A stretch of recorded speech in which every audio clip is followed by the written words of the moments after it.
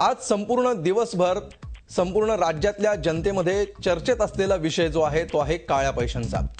Supreme कोर्टानं दणका दिल्यानंतर आज केंद्र सरकारनं 627 जणांच्या नावांची यादी सुप्रीम कोर्टाला सादर केली आणि त्यानंतर सुप्रीम कोर्टानं SIT कडे ही यादी सुपूर्द केलेली आहे। मुळात जर ही यादी सादर करायची होती तर ती अगोदर का करण्यात आली नाही? 18 तारखेला जी सुनावणी झालेली होती त्यावेळी करारांचं कारण सांगून ही यादी द्यायला नकार देणाऱ्या सरकारनं सुप्रीम कोर्टानं दणका दिल्यानंतर आता ही यादी जाहीर केलेली आहे। याच्यामध्ये सरकारचा नेमका हेतू काय दिसून आला? सुप्रीम कोर्टाने काळ्या पैशांच्या प्रकरणात आणि विशेषतः परदेशात असलेल्या खात्यांबद्दल जो पुढाकार घेतलेला आहे, यामुळे काळा पैसा भारतात येणं किंवा ही सगळी प्रकरणं उघडकीला येणं यासाठी त्याचा फायदा होऊ शकतो का? या प्रकरणाची नेमकी व्याप्ती काय आहे? नेमका कशा प्रकारे हा पैसा भारतात येऊ शकतो आणि केवळ परदेशातलाच काळा पैशावर लक्ष केंद्रित करून देशात जो त्याहीपेक्षा अधिक काळा पैसा आहे त्याकडे सोयीस्कर दुर्लक्ष केलं जातंय का?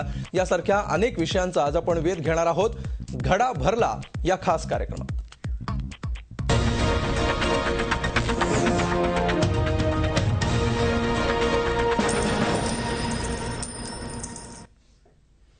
आणि या विषयावर चर्चा करण्यासाठी आपल्या स्टुडिओमध्ये आहेत प्रसिद्ध वकील ॲडव्होकेट अमित कारखानीस। अमित कारखानीस हे हायकोर्टात प्रॅक्टिस करतात, कायदे तज्ञ म्हणून त्यांची विशेष ओळख आहे। त्याचबरोबर या चर्चेमध्ये पुण्यातून सहभागी होत आहेत काँग्रेस पक्षाचे प्रवक्ते डॉक्टर रत्नाकर महाजन, त्याचबरोबर भारतीय जनता पक्षाचे आमदार अतुल भातखळकर देखील या चर्चेमध्ये सहभागी होत आहेत आणि त्याचबरोबर प्रसिद्ध अर्थतज्ञ अभय टिळक देखील पुण्यातून या चर्चेत सहभागी झालेले आहेत। चर्चेला सुरुवात आपण करूया अतुल भातखळकर यांच्यापासून।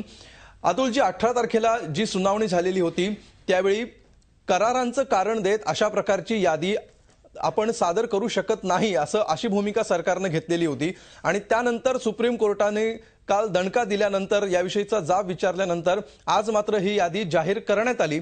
नेमकं काय घडतं असं तुम्हाला वाटलं? पहिल्यांदा ही यादी का जाहीर केली नव्हती, सादर केली नव्हती सुप्रीम कोर्टाला, आणि त्यानंतर आता ती का आणि कशा प्रकारे कुठल्या कायद्याचा आधार घेऊन आता तो अडथळा का आला नाही आज ती यादी सादर करताना?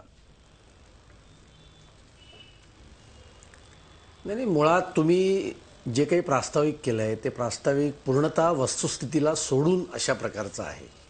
सर्वोच्च न्यायालयाने काल केंद्र सरकारला असं सांगितलं की ती यादी आमच्याकडे द्या, असं सांगितल्यानंतर केंद्र सरकारने आज सकाळी त्याप्रमाणे ती यादी दिली। मुळात केंद्र सरकारने त्यांच्या वकिलांनी जो युक्तिवाद किंवा जी काही म्हणणं सर्वोच्च न्यायालयात मांडलं होतं तेच म्हणणं सर्वोच्च न्यायालयाने आज शेवटी मान्य केलंय। केंद्र सरकारने एवढंच म्हटलं आहे की डबल टॅक्सेशन एव्हिडन्स ट्रीटी जी असते त्या ट्रीटीनुसार अनेक नावं अनेक देशांकडनं आपल्याकडे आलेली आहेत। ही नावं ड्यू प्रोसिजर करून त्यांच्यावर जर का प्रॉसिक्युशन करेपर्यंत ही नावं जाहीर करायची नाहीत असा क्लॉज या डबल टॅक्सेशन एव्हिडन्स ट्रीटीमध्ये आहे। ही ट्रीटी 1995 साली तत्कालीन सरकारने केलेली आहे आणि त्या ट्रीटीप्रमाणे केंद्र सरकारला काम करावं लागतं। आता आज जी सर्वोच्च न्यायालयामध्ये 650, 750 का 700 जी काही लोकांची यादी केंद्र सरकारने न्यायालयात दिलेली आहे ती बंद लिफाफ्यात दिलेली आहे आणि तसाच्या तसा तो बंद लिफाफा सर्वोच्च न्यायालयाने त्यांनीच अपॉइंट केलेल्या SIT कडे दिलेली आहे। SIT चीफने कालही हे सांगितलंय, आजही ऑन रेकॉर्ड सांगितलेलं आहे की अशाच ती जी यादी आज सर्वोच्च न्यायालयामध्ये सरकारने दिली ती यादी ऑलरेडी SIT कडे केंद्र सरकारने दिलेली आहे। त्यामुळे केंद्र सरकारची भूमिका तीच राहिली, फक्त काल सर्वोच्च न्यायालयाने जे म्हटलं त्याच्या पुढचं पाऊल त्यांनी टाकलं आणि त्यांनी सुद्धा बंद लिफाफा ओपन न करता ती यादी त्यांनी दिली। सर्वोच्च न्यायालयाने जी केंद्र सरकारने जी काही 7-8 नावं जाहीर केली ती जाहीर केली म्हणजे काय केलंय तर या 600, 750, 700 नावं जी आहेत या नावांमध्ये चौकशी केल्यानंतर जी प्रॉसिक्युशन करण्यायोग्य 8-7-8 नावं त्यांना वाटली ती नावं त्यांनी सुप्रीम कोर्टाला कळवलेली आहेत आणि ती नावं सुप्रीम कोर्टाला कळवल्यामुळे ती पब्लिक झालेली आहेत। एवढ्याच मर्यादित अर्थाने ती पब्लिक झालेली आहेत। त्यामुळे केंद्र सरकारने जी भूमिका घेतली तीच भूमिका सर्वोच्च न्यायालयाने आज एका अर्थाने ती मान्य केलेली आहे। एक मुद्दा। दुसरा मुद्दा, असं काही वातावरण निर्माण केलं जात आहे की परदेशी बँकांमध्ये एखाद्याचं खातं असणं म्हणजे तो काळा पैसा आहे, ही वस्तुस्थिती नाही। RBIच्या परमिशनने मी चुकत नसेल तर दरवर्षी मला चुकत नसेल तर $1.25 लाख पर्यंत आपण परदेशामध्ये गुंतवणूक करू शकतो, बँकेमध्ये पैसे ठेवू शकतो, पण with the due permission of RBI. बरोबर. त्यामुळे परदेशी बँकेत एखाद्या कंपनीचं किंवा एखाद्या माणसाचं खातं असेल याचा अर्थ जो काळा पैसा आहे हे समजणं अत्यंत चूक आहे. त्यामुळे केंद्र सरकार या विषयात त्यांची भूमिका स्पष्ट आहे. काळा पैसा जो आहे, जो परदेशात आहे, तो बाहेर काढला पाहिजे, त्यांना शासन झालं पाहिजे. आणि म्हणून या सरकारने सत्तेवर आल्यानंतर पहिल्या कॅबिनेटमध्ये SIT स्थापन करण्याचा निर्णय घेतला आहे आणि त्या SITचं काम समाधानकारक आहे. त्यांनी ऑगस्टमध्ये एक रिपोर्ट सर्वोच्च न्यायालयाला दिलेला आहे. नोव्हेंबर महिन्यामध्ये पुढचा रिपोर्ट द्यायला सांगितलेला आहे. बिलकुल. ज्या कायद्याचा आता उल्लेख झाला, DTA ज्या कायद्याविषयी म्हणलं जातं, त्याच्यानुसार अशी एक माहिती समोर येते की तुमचं ज्यावेळी प्रॉसिक्युशनला जर ती केस गेली तर ती नावं तुम्हाला जाहीर करता येतात. त्यानुसार जी काही नावं जाहीर झाली ती नावं जाहीर करण्यात आलेली होती. या कायद्याविषयी थोडीशी साशंकता आहे, ती अमित कारखानेस तुम्ही आधी दूर करा. हा नेमका कायदा काय आहे आणि मागच्या 18 तारखेला आणि आज नेमकं सुप्रीम कोर्टात काय घडलंय? कसं आहे की एकतर काळा पैसा ह्या विषयावर बऱ्याच गैरसमजुती पण आहेत. जसं आता अभयजींनी सांगितलं की प्रत्येक खातं जे परदेशात असतं ते काही काळ्या पैशानी म्हणजे असतं, काळा पैसा असतो असं नाही. आज फॉरेन आउटवर्ड रेमिटन्स करता येतो, ऑटोमॅटिक रूट ही आहे, रिझर्व्ह बँकेच्या परमिशननेही पैसा पाठवता येतो, आपल्याला समक्ष बाहेर जाताना घेऊन जाता येतो, इंडिव्हिज्युअल कपॅसिटीमध्ये सुद्धा परदेशात पैसा गुंतवता येतो. त्याच्यामुळे प्रत्येक अकाउंट परदेशात असलेलं काही काळ्या पैसा त्याच्यामध्ये असतो असं नाही. हा एक मुद्दा झाला. दुसरा मुद्दा असा आहे की डबल टॅक्स अवॉइडन्स ट्रीटीज ह्या बऱ्याच देशांबरोबर भारताच्या आहेत, अमेरिकेबरोबर आहेत, युरोपातल्या काही देशांबरोबर आहेत आणि ह्या ट्रीटीजमध्ये कॉन्फिडेन्शियलिटी क्लॉजेस असतात असं सरकारचं म्हणणं आहे. आणखीन त्याच्यानुसार सरकारला ऑब्लिगेटरी असतं की त्या कॉन्फिडेन्शियलिटी मेंटेन करावी. आज असं आहे की इंटरनॅशनल ट्रीटी ऑब्लिगेशन तितकीच महत्वाची आहे जितकी आज सरकारला आपल्या देशातले कायदे जितके पाळावे लागतात तितकेच इंटरनॅशनल लॉ खाली ज्या ट्रीटीज असतात त्यांनाही तेवढंच महत्व द्यायला घ्यायला पाहिजे. कारण काय नाही तर जसं आज सरकारने म्हटलेलं काल की पुढे आपल्याला कितपत माहिती मिळेल हा एक प्रश्नचिन्ह त्यांनी उभं केलेलं. पण ती गोष्ट जरा थोडी बाजूला ठेवली तर आपण असं बघितलं तर सुप्रीम कोर्ट काय म्हणतंय, सुप्रीम कोर्टाला आज जे दिलेलं, आज जी माहिती दिली आहे ती जसं अभयजींनी सांगितलं एका अतुलजींनी ती सील्ड एन्व्हलप मध्ये दिलेली आहे आणि ती पुढे त्यांनी SITला दिलेली आहे. आता याच्या पुढे काय करायचं हे SIT ठरवणार. कारण काय शेवटी स्पेशल इन्व्हेस्टिगेटिव्ह टीम त्यांनी बनवलेली आहे, त्याच्यामध्ये रिटायर्ड जजेस आहेत, ब्युरोक्रॅट्स आहेत, पोलीस कमिशन म्हणजे CBIचे काही लोक आहेत, त्याच्यामुळे एक मोठी SIT बनवलेली आहे. म्हणजे आता ह्याच्या पुढचं सगळं इन्व्हेस्टिगेशन हे SITच्या थ्रूच होणार. आणखीन प्रत्येक गोष्ट जी आहे या काळ्या पैशाच्या संदर्भातलं जी काही पिटिशन म्हणजे ज्या पिटिशनच्या अंडर ही SIT स्थापन झालेली आहे त्याचं म्हणणं म्हणा किंवा इतर कोणाचंही जर का काही असेल तर हे सगळं SITच्या थ्रूच होणार आता याच्या पुढे. अच्छा, म्हणजे या कायद्यानुसार DTA कायद्यानुसार ही यादी सुप्रीम कोर्टाला सादर करायला कुठलीही अडचण नाही, जाहीर करायला अडचण. म्हणजे याच्यामध्ये एक फार थिन लाईन आहे की सुप्रीम कोर्टाला दाखवल्याने ती जाहीर होते का, हा एक प्रश्न आहे. मला वाटत नाही की ती होते. कारण का सुप्रीम कोर्टाला जर का एखादी गोष्ट सील्ड एन्व्हलप मध्ये दिली असेल तर ती मला वाटत नाही की सुप्रीम कोर्टाच्या दप्तरातनं किंवा कोर्टाच्या जजेसकडनं ती माहिती प्रेसमध्ये किंवा मीडियामध्ये येईल. ती माहिती जेव्हा प्रॉसिक्युशन लॉन्च होईल, जेव्हा ते प्रॉसिक्युशन पब्लिक डोमेनमध्ये येईल किंवा केसेस फाईल केल्या जातील कोर्टांमध्ये, त्यावेळेला ती नावं आपोआप पुढे येतील. बिलकुल. याच्यावर भातखळकरांना बोलायचं आहे, त्यांच्याकडे मी जातो. मात्र त्यापूर्वी डॉक्टर रत्नाकर महाजन, ज्या प्रकारे भाजपनी प्रचारामध्ये सुद्धा काळ्या पैशांचा मुद्दा लावून धरलेला होता, मागच्या निवडणुकीत सुद्धा 2009च्या निवडणुकीत आडवाणींनी हा मुद्दा मांडलेला होता, त्यानंतर भाजपनी त्याचा प्रचार केला आणि आता मागच्या 4.5-5 वर्षांमध्ये जी काही प्रोग्रेस घडलेली आजच्या यादी जाहीर करण्यापर्यंतच्या, तर सरकारचे काळा पैसा आणि काळ्या पैशाचे खातेधारक समोर जनतेच्या समोर आणावेत याबाबतचा स्वच्छ हेतू याच्यातून दिसतोय असा दावा तुम्ही करू शकाल का?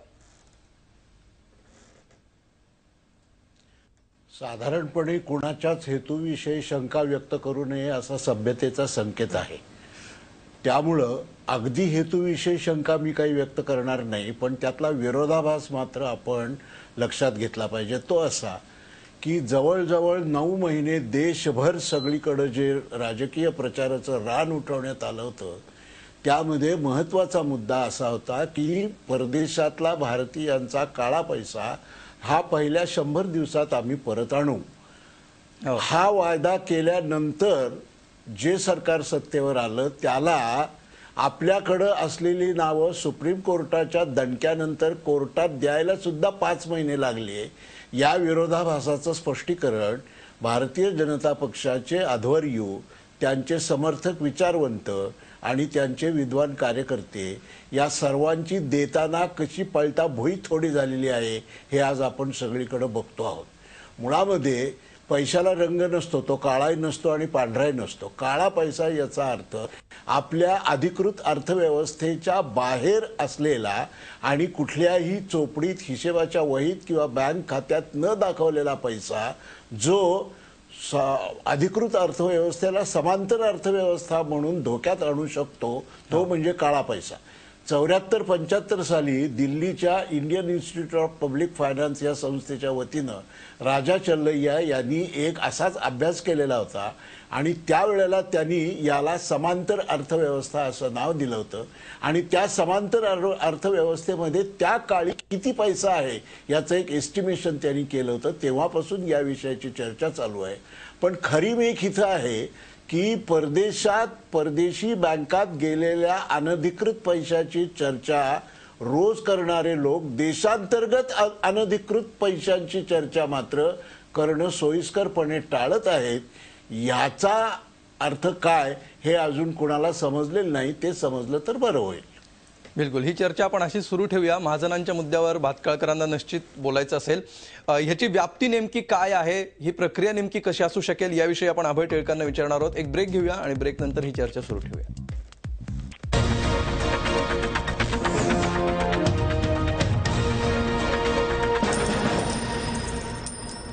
काळा पैसा, त्याविषयी सरकारची भूमिका आणि काळ्या पैशाची व्याप्ती याविषयी आपण चर्चा करतो आहोत. अभय टिळक आपल्यासोबत आहेत. अभयजी, काळा पैसा, ब्लॅक मनी या विषयाची भारतातली नेमकी व्याप्ती काय आहे याच्याविषयी तुम्ही काही सांगू शकाल का?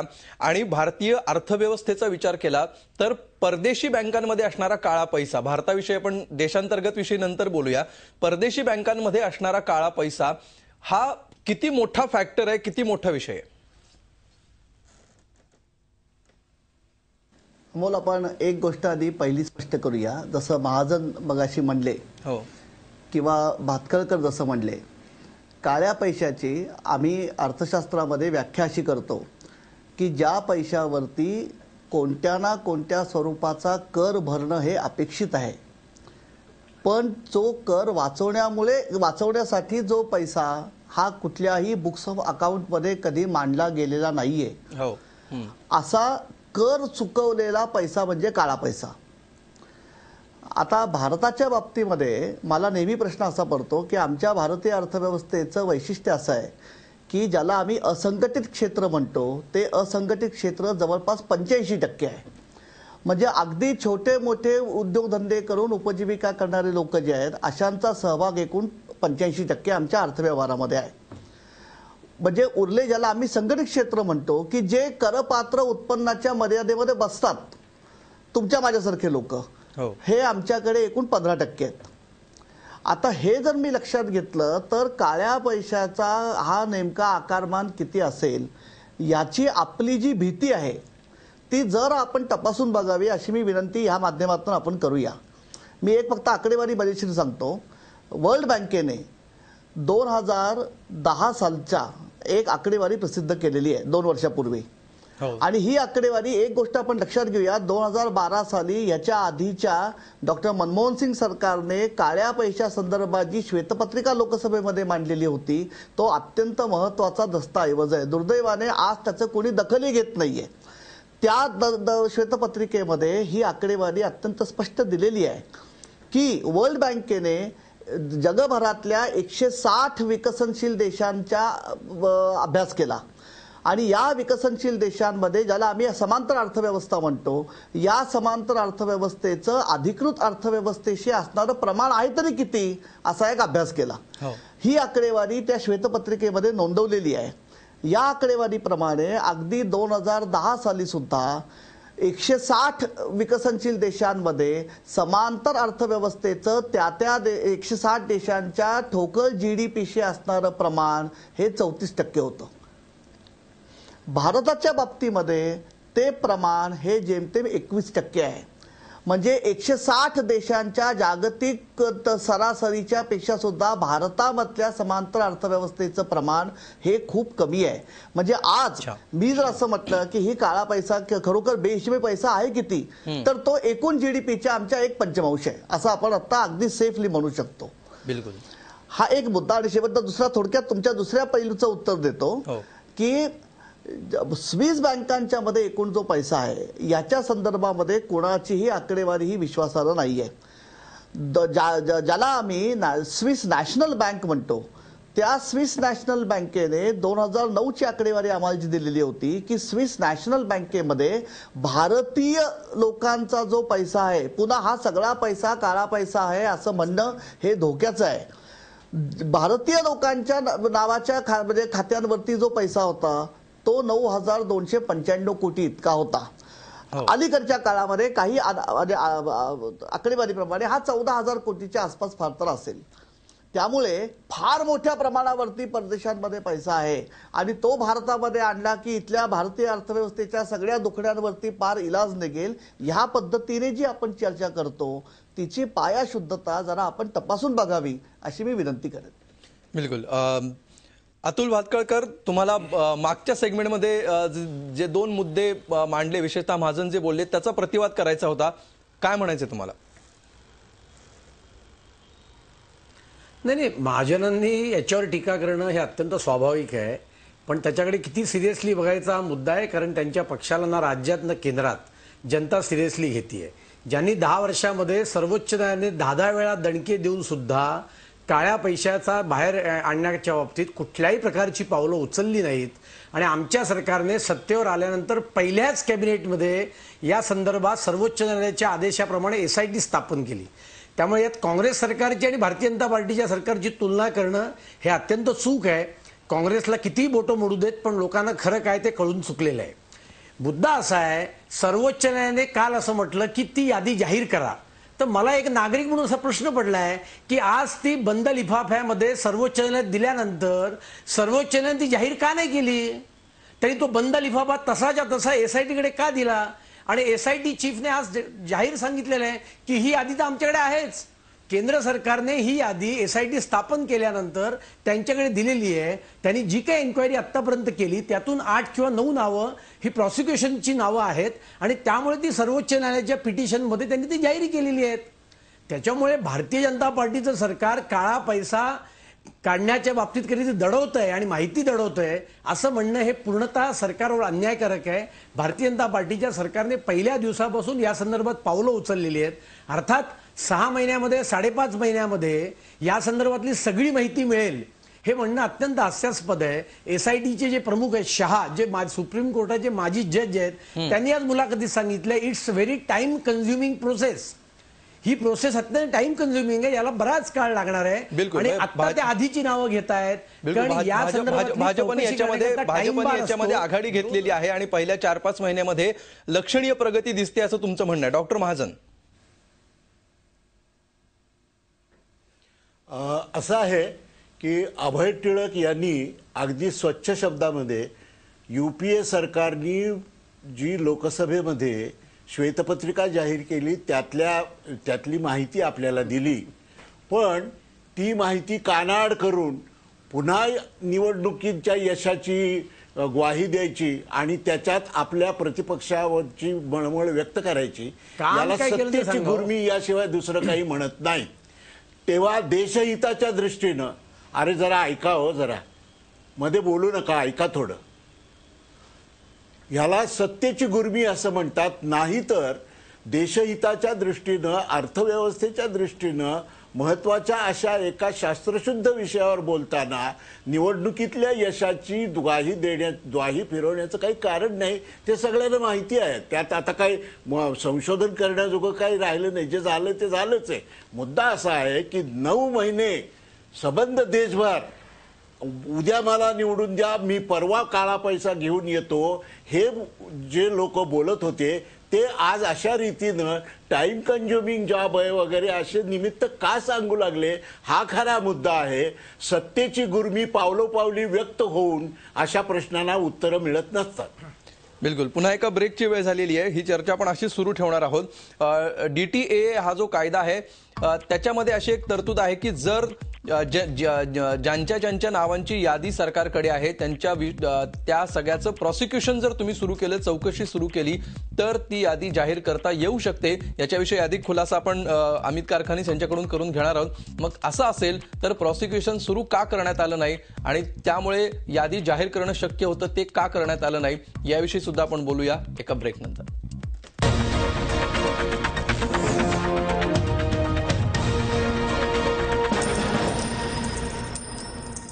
100 दिवसात काळा पैसा परत आणू या घोषणेचं काय झालं असा प्रश्न या ठिकाणी चर्चेला जातो आहे. त्याच्यावर बरेच वादविवाद सुरू आहेत. हा मुद्दा आपण संपवूया आणि मग पुढच्या विषयावर हात घालूया. अतुल भातखळकर, काय म्हणायचं होतं तुम्हाला? नाही, मुळात 100 दिवसामध्ये काळा पैसा परत आणू हे कोणी सांगितलं? मुळात मुद्दा असा होता की 2009च्या निवडणुकीपासून काळा पैशाच्या संदर्भामध्ये तो परत आणण्याच्या संदर्भामध्ये सरकारने हालचाल केली पाहिजे अशा प्रकारची मागणी भारतीय जनता पार्टीने त्यावेळेला निवडणुकीच्या पूर्वी केली होती. दुर्दैवाने आमचं सरकार सत्तेवर आलं नाही, यांचं सरकार आलं. या सरकारने 5 वर्षामध्ये या संदर्भात काय केलं? श्वेतपत्रिका काढली. श्वेतपत्रिकेकडून पुढे काय झालं? आता जी यादीच्या संदर्भात चर्चा होती ती यादी 2006 साली सरकारकडे आलेली आहे. सर्वोच्च न्यायालयाने वारंवार फटकारलं तरी सुद्धा पूर्वीच्या सरकारने या संदर्भात SIT फॉर्म नाही केली. ती SIT फॉर्म करायला नरेंद्र मोदींना प्रधानमंत्री व्हावं लागलं. त्यामुळे 100 दिवसामध्ये काळा पैसा बाहेर काढू असं भारतीय जनता पार्टीने कधी कुठेही म्हटलं नव्हतं. परदेश स्थित जो काळा पैसा आहे तो काळा पैसा बाहेर काढला पाहिजे आणि तो भारतीयांकरता वापरला पाहिजे, ही भारतीय जनता पार्टीची मागणी होती. आणि सत्तेवर आल्यानंतर पहिल्या भाजपने हे असं कधीच म्हटलं नव्हतं असा तुमचा दावा आहे. ही चर्चा आपण थोडी पुढे नेऊया. अभय टिळक, दोन प्रश्न आहेत. पहिला प्रश्न असा आहे की ह्या सगळ्या राजकीय चर्चेवरून आणि हे लक्षात घ्या तुम्ही, त्यामुळे प्रॉसिक्युशन केलं नाही अशातला भाग नाहीये. हो, नाही, त्याच्यावर प्रॉसिक्युशनच्या मुद्द्यावर येऊया आपण. अभयजी, मागच्या काही वर्षातला जर आपण सगळ्या राजकीय भूमिका जर आपण लक्षात घेतल्या तर काँग्रेसची आणि भाजपची, UPA सरकारची आणि NDA सरकारच्या काळ्या पैशांच्या भूमिकेबाबत काय फरक आहे असं तुम्हाला वाटतं? त्यात काही फरक आहे असं मुळात तुम्हाला वाटतंय का? आणि दुसरी गोष्ट, परदेशातल्या काळ्या पैशाच्या बाबतीत आपण जर प्रॅक्टिकल विचार करायचा म्हटलं तर ही नेमकी प्रक्रिया कशी असणार आहे? एखाद्याचा काळा पैसा परदेशी बँकेत आहे हे उद्या सिद्ध जरी झालं तरी सुद्धा तो परत आणला जाऊ शकतो का? तो कसा आणला जाऊ शकतो याविषयी सांगा. नाही, पहिली गोष्ट अशी आहे की आपण म्हणजे पक्षांच्या भूमिकेबद्दल मला कुठेही फार त्याच्यामध्ये डायमेट्रिकली अपोजिट किंवा फार फंडामेंटल फरक आहेत असं मला कुठेही वाटत नाही. पहिली एक महत्त्वाची गोष्ट अशी आहे की जसं कारखानीत सुरुवातीला म्हणले की केवळ परदेशी बँकेमध्ये माझा खातं आहे म्हणून मी ताबडतोब काळा पैसावाला ठरतो, हे म्हणणं हे जरा फार धोक्याचं आहे. दुसरी महत्त्वाची गोष्ट अशी की आज जो पैसा परदेशी बँकांच्या मध्ये आहे तो खरोखर त्याच्यापैकी मी सुरुवातीला म्हणून मुद्दाम आपण म्हणतं की काळ्या पैशाची व्याख्या अत्यंत स्पष्ट आहे की खरोखर कर चुकवलेला पैसा त्यातला किती आहे याचं एस्टिमेट करणं, तो साबित करणं आणि त्याच्यानंतर मग म्हणजे कारण हे फार अवघड आहे. कारण आपण असं कुठेतरी गृहीत धरतोय की ज्या लोकांनी परदेशामध्ये पैसा ठेवलेला आहे त्यांनी ऐकतं त्या देशामधले कायदे कानून किंवा इथले कायदे कानून त्यांना जवळपास माहीत नाहीयेत आणि त्यांनी आपल्या इकडनं बॅगेमध्ये पैसा उचलून तिकडे नेऊन ठेवला. इतकं हे सोपं नाहीये. बिलकुल. मुख्य म्हणजे ज्याप्रमाणे कारखानी सुरुवातीला म्हणले की डबल टॅक्स अवॉइडन्स अग्रीमेंट हे आपलं त्या देशाबरोबर झालेलं आहे का, पहिली गोष्ट. 2, केवळ आपल्याला DTAचा अभ्यास करून चालणार नाही, टॅक्स इन्फॉर्मेशन एक्सचेंज अग्रीमेंट आपण त्या देशाबरोबर केलेला आहे का.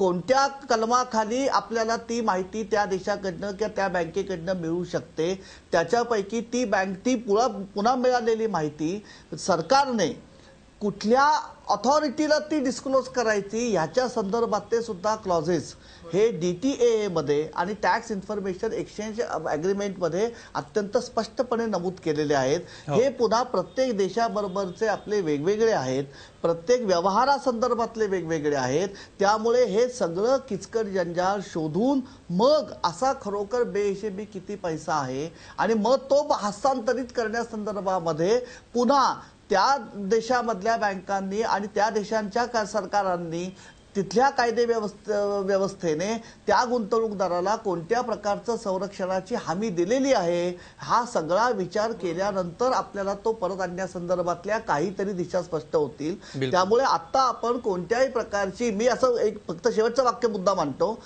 मतदार हा इतका खुळा आहे का, जेव्हा एखादा पक्ष, मग तो भाजप असेल किंवा काँग्रेस असेल, असं म्हणतो की आम्ही 100 दिवसामध्ये पैसा परत आणू, तेव्हा भारतीय मतदाराला सुद्धा ही निवडणुकीची घोषणा आहे.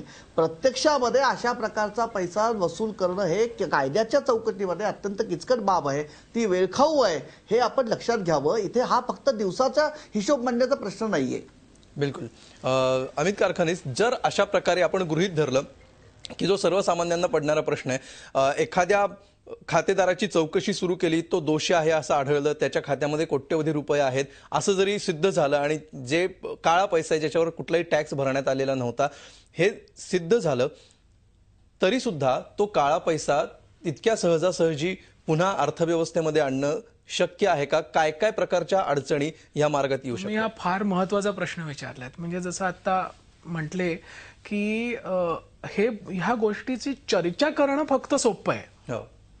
जर का उद्या कुठच्याही कॉम्पिटंट कोर्टाची ऑर्डर जरी असली हातात आपल्या की बाबा एखाद्या XYZ व्यक्तींनी काळा पैसा अमुक अमुक देशामध्ये ठेवलेला आहे, त्याच्यावर भारतात टॅक्स भरलेला नाहीये, जो जर का तो भारतात असता पैसा तर तो त्याच्यावर टॅक्स लागू पडला असता, तो त्यांनी बुडवलेला आहे, अशी ऑर्डर जरी असली तरी ती ऑर्डर घेऊन आपण काही त्या देशाच्या बँकेमध्ये जाऊ शकत नाही की बाबा रे तुम्ही ही ऑर्डर बघा, आमच्या देशातल्या कोर्टाने असं दिलेलं आहे. एवढं सोपं नाहीये ते. बिलकुल. कारण काय की कुठचाही देश आपल्या कोर्टाच्या ऑर्डरच्या वर बांधील नाहीये. म्हणजे इव्हन भारतीय सुप्रीम कोर्टाने जर का ऑर्डर जरी दिली तरी सुद्धा ती अमेरिकेवर म्हणा किंवा स्वित्झर्लंडच्या सरकारवर किंवा तिकडच्या नागरिकावर ती लागू पडत नाही. त्याच्याकरता त्या देशांमधल्या कायद्यांमध्ये काय काय तरतुदी आहेत हे बघणं जास्त गरजेचं आहे. आणि ह्याच्यामध्ये जर का कन्व्हिक्शन झालं एखाद्या व्यक्तीचं, तर त्या व्यक्तीने आपणून जर का सांगितलं की बाबा रे मी इन्स्ट्रक्शन्स देतो माझ्या बँकेला की पैसे इथे पाठवा, तर ठीक आहे. पण जर का तो व्यक्ती जेलमध्ये जरी गेला, आणखीन उद्या त्यांनी नाहीच सांगितलं की मला नाहीच आणायचा आहे पैसा, तर तो पैसा काय ऑटोमॅटिक येणार नाहीये. बिलकुल. ती प्रत्येक कोर्टाची ऑर्डर किंवा प्रॉसिक्युशन झाल्यानंतरची ऑर्डर घेऊन आपल्याला त्या देशात जावं लागेल, त्या देशाच्या कायद्यानुसार त्या कोर्टामध्ये ती सादर करावी लागेल आणि तिकडच्या कोर्टाने जेव्हा तिकडच्या बँकेला तो निर्णय देतील तेव्हा कुठे त्या बँका तुमच्या देशात तो पैसा पाठवतील. बिलकुल. म्हणजे इन केस जर एखाद्या देशामध्ये आपल्याला त्या देशातून पैसा आणणं शक्य नसेल आणि जो खातेदार जो भारतीय असेल तो ते पैसे परत द्यायला तयार नसेल, तर त्या व्यक्तीला जो काही तुरुंगवास होईल तो तुरुंगवास होणं आणि तो तुरुंगवास झाल्यानंतर होऊ शकेल, त्याच्या इकडच्या असेट्सवर म्हणजे अटॅचमेंट येऊ शकते. इथं त्याला काही तुम्ही करू शकता. म्हणजे इन्कम टॅक्स ऍक्ट म्हणा किंवा मनी लॉन्ड्रिंग ऍक्ट म्हणा, हे जे काही ऍक्ट्स आहेत त्याच्या अंडर ज्या ज्या काही प्रोव्हिजन्स आहेत त्याच्या खाली तुम्ही तिथे इकडचं त्याचं असेट्स तुम्ही ब्लॉक करू शकता, बिझनेस बंद करू शकता किंवा त्याला तुरुंगातही पाठवू शकता. पण प्रश्न असा आहे की निव्वळ प्रॉसिक्युशन होऊन ऑर्डर जरी तुमच्या हातात असली तरी ती ऑर्डर एन्फोर्स करायला तुम्हाला परत त्या देशातल्या कोर्टात जावं लागणार आहे. आणि ह्याच्याकरता आपल्याला परत टॅक्स अवॉइडन्स ट्रीटीमध्ये काय लिहिलेलं आहे याचा खोलात जाऊन तपास करण्याची फार गरज आहे. आणि ह्या ट्रीटी प्रत्येक देशाशी वेगवेगळ्या असतात, आणखीन त्या प्रत्येक देशाच्या आपापल्या कायद्याच्या नुसार असतात. कारण काही गोष्टी आपल्याकडे लीगल आहेत त्या तिथे इल्लीगल असू शकतात किंवा ज्या तिथे इल्लीगल आहेत त्या इथे लीगल असू शकतात. त्याच्यामुळे ह्या कितीतरी गोष्टी बघाव्या लागतात. म्हणजे हे जेवढं बोलणं सोपं आहे ना, तेवढं करणं तितकंच कठीण आहे. बिलकुल, बोलणं पण ऍक्च्युली तेवढं सोपं नाही आहे, याची जाणीव आता मलाही व्हायला लागलेली आहे. पुन्हा एक ब्रेक घेऊया. परदेशातला काळा पैसा आणि याचबरोबर देशातला काळा पैसा याकडं आपण जाणीवपूर्वक सगळ्यांकडून दुर्लक्ष केलं जातंय का, सरकारकडून दुर्लक्ष केलं जातंय का, याविषयी बोलूया. देशांतर्गत काळा पैसा हा किती मोठा आहे, त्यासाठी काय करायला हवं, एका ब्रेक नंतर.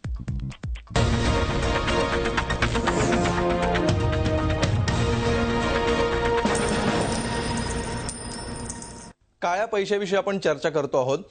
डॉक्टर रत्नाकर महाजन, परदेशातला काळा पैसा आणणं ही किती जटिल प्रक्रिया आहे याविषयी आपण मागच्या भागामध्ये चर्चा करत होतो.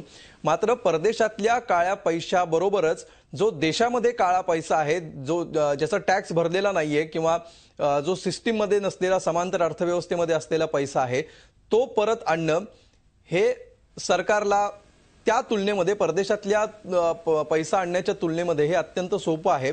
त्यासाठी काय करायला हवं असं तुम्हाला वाटतं?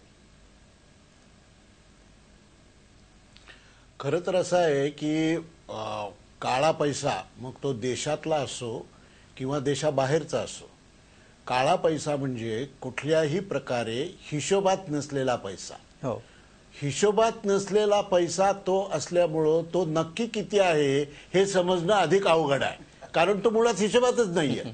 तर हिशोबात जर नसलेल्या पैशाची मोजदाद कशी करायची हा एक मोठा जटिल प्रश्न आहे आणि तो तज्ज्ञांनी सोडवण्याचा प्रश्न आहे.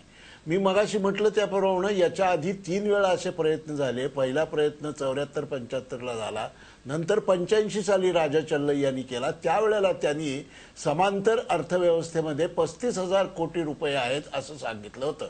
आता हे 35,000 कोटी तरी कुठून आले? जर ते हिशोबातच नाहीत तर आकडा आला कुठून? तर त्यांनी एक ती मेथडॉलॉजी दिलेली आहे आणि त्याच्या आधारे त्यांनी ते केलेलं आहे. पण शेवटी ते सुद्धा प्रोजेक्शन आहे, तो सुद्धा अंदाज आहे, तो एस्टिमेट आहे. त्यामुळं हे जर काबूत आणायचं असेल तर मोठी अवघड गोष्ट आहे. म्हणजे आपण नेहमीच्या व्यवहारात पगारदार माणसं चेकनी पगार घेतात, बँकेतनं पैसे काढतात आणि बाजारात रोखीने व्यवहार करतात. एका अर्थानं ते आपला पांढरा पैसा रोज काळा करत असतात. त्यामुळं सर्व व्यवहार चेकनी केले पाहिजेत किंवा आप्पासाहेब पटवर्धनांनी सांगितलेला चलनशुद्धीचा सिद्धांत, असे सैद्धांतिक उपाय याच्यावर आहेत. पण ते व्यवहार्य आहेत का नाहीत याच्याबद्दल अजून कोणी शेवटचा शब्द उच्चारलेला नाही. अशा परिस्थितीमध्ये मगाशी तो श्वेतपत्रिकेचा विषय निघाला. श्वेतपत्रिका झाली, पुढं काय? पुढं आहे त्या श्वेतपत्रिकेमध्ये ज्या अनेक सूचना आहेत त्यापैकी एक सूचना अशी आहे की सरकारच्या वतीनं जी कॉन्ट्रॅक्ट दिली जातात त्या कॉन्ट्रॅक्टचं पेमेंट जर 25,000 रुपयांच्या वर असेल तर ते चेकनीच दिलं पाहिजे, अन्य कुठल्याही मार्गाने देता कामा नये. आणि तसा कायदा संसदेने केलेला आहे केंद्र सरकारच्या बाबतीत. त्यानंतर केंद्र सरकारनं पब्लिक प्रोक्युअरमेंट ऍक्ट या नावाचा एक कायदा तयार केलेला आहे, ज्याच्यामध्ये टेंडर वगैरे आता ज्या होतं ते सगळं टाळण्यासाठी पारदर्शी पद्धतीनं शासकीय खरेदी झाली पाहिजे याबद्दलचा एक कायदा केलेला आहे. पण नुसता कायदा करून चालत नाही, तर कायदा ज्यांच्यासाठी केला त्यांनी तो पाळण्याचा निर्धार केला पाहिजे आणि तो पाळण्याचा सामूहिक निर्धार भारतीय समाजानं केलेला पाहिजे. आज एक पक्ष सत्तेत आहे, उद्या दुसरा पक्ष सत्तेत राहील. कुठलाही पक्ष यावत चंद्र दिवा करो सत्तेत राहणार नाही. इतकी काही भारतीय लोकशाही प्रिमिटिव्ह नाही. त्यामुळं आपण जे करू ते पुढच्या 10 पिढ्यांसाठी उपयोगी आलं पाहिजे. हा दृष्टिकोन ठेवून जर आपण प्रयत्न केले तर हा प्रश्न सोडवणं शक्य आहे. अन्यथा आपण नुसत्याच चर्चा करत बसू. बिलकुल. अमित कारखानेस, तुम्हाला काय वाटतं, जर आपण उपायांकडे वळलो तर कुठल्या कुठल्या फिजिबल गोष्टी सध्या करणं शक्य आहे असं तुम्हाला वाटतं? नाही, एकतर कसं आहे की ह्या देशात आपल्याकडे अजूनही पॅरलल अर्थव्यवस्था आहे ही आपल्याला सगळ्यांनाच माहिती आहे. जसं आता सजेस्ट केलं गेलं की चेकनी व्यवहार करायला पाहिजेत, हा एक फार महत्वाचा मुद्दा आहे. मला असं वाटतं की कित्येक वेळेला आपण आपल्या दैनंदिन जीवनात बघतो की आपण जवळजवळ 50% जास्त व्यवहार कॅशमध्ये करतो आणि जो व्यक्ती कॅशमध्ये आपल्याकडनं कॅश घेतो तो त्या कॅशच्या पुढे काय करतो हे आपल्याला कधीच कळत नाही. मग तो आपल्याला म्हणजे इव्हन कित्येक दुकानदार आपण बघतो आपल्याला पावती पण देत नाहीत किंवा पावती देतात पण त्या पावतीच्या पाठी फोटो म्हणजे कार्बन कॉपी नसते, ती नुसती एक पावती असते म्हणजे आपल्या सॅटिस्फॅक्शन करता ती असते, पण ती कुठेही कायद्याच्या चार चौकटीत येत नाही किंवा ऑन रेकॉर्ड येत नाही किंवा त्या पावतीच्या आधारे कोणी काही टॅक्स भरला जात नाही किंवा ऑडिट होत नाही त्याचं. तर ह्या सगळ्या गोष्टी आपल्याला म्हणजे जे छोटे आणि मध्यम जे बिझनेसेस आहेत म्हणजे राईट फ्रॉम भाजीवाले पासून किंवा दुकानदार हे ह्यांना टॅक्स नेटमध्ये आणण्याकरता काहीतरी इनोव्हेटिव्ह स्कीम्स काढायला पाहिजेत.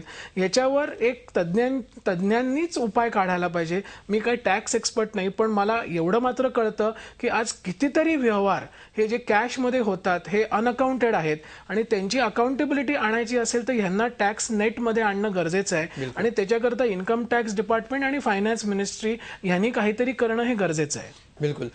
अभयजी, हा विषय जितका सोपा करून सांगता येईल तितका सांगण्याचा आपण प्रयत्न करतो आहोत, पण अशा प्रकारे समांतर अर्थव्यवस्थेचा प्रभाव कमी कमी होत जावा यासाठी गेल्या काही वर्षामध्ये जे झालेले प्रयत्न आहेत त्यांना किती यश सध्या येताना दिसतंय आणि पुढे काय करण्याची गरज आहे असं तुम्हाला वाटतं? नाही, माझं मत असं आहे की आपण त्या दिशेने भरपूर प्रयत्न करतो आहोत आणि ती सगळी सरकारं करतात.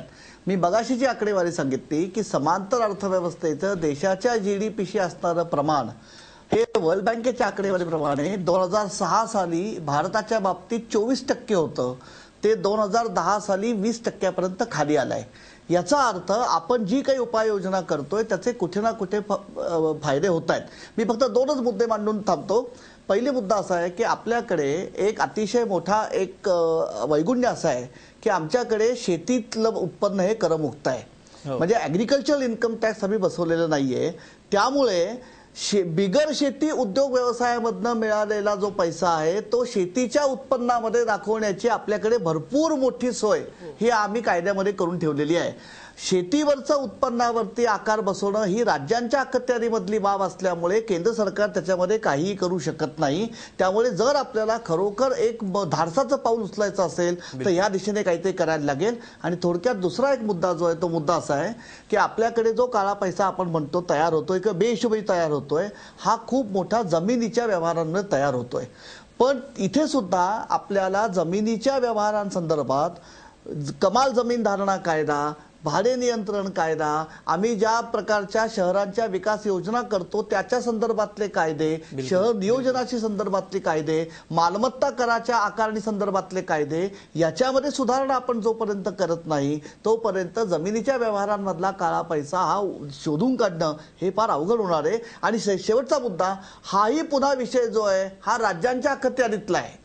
त्यामुळे जोपर्यंत राज्यांच्या मध्ये आपण एकमत तयार करू शकत नाही तोपर्यंत केंद्र सरकारला थेट याच्यामध्ये हस्तक्षेप करणं हे सध्याच्या व्यवस्थेमध्ये अवघड आहे. बिलकुल. आता केंद्रात आणि राज्यात एकाच पक्षाचं सरकार येतं आहे, त्यामुळे पुढच्या काही दिवसांमध्ये याच्याविषयी काय रिझल्ट्स मिळतात हे बघणं सध्या महत्त्वाचं असणार आहे. त्यानंतर ही चर्चा आपण करतच राहू. काळा पैसा हा सगळ्यांच्याच अत्यंत इंटरेस्टचा, औत्सुक्याचा मुद्दा असतो, मात्र त्याच्यावर प्रत्यक्षात काय घडतंय हे बघणं देखील तितकंच महत्त्वाचं असणार आहे पुढच्या काळामध्ये. तूर्त धन्यवाद सगळ्यांचे या चर्चेमध्ये सहभागी झाल्याबद्दल. रोखोकमध्ये आज इतकंच. ताज्या बातम्यांसाठी पाहत रहा झी 24 तास. रहा एक पाऊल.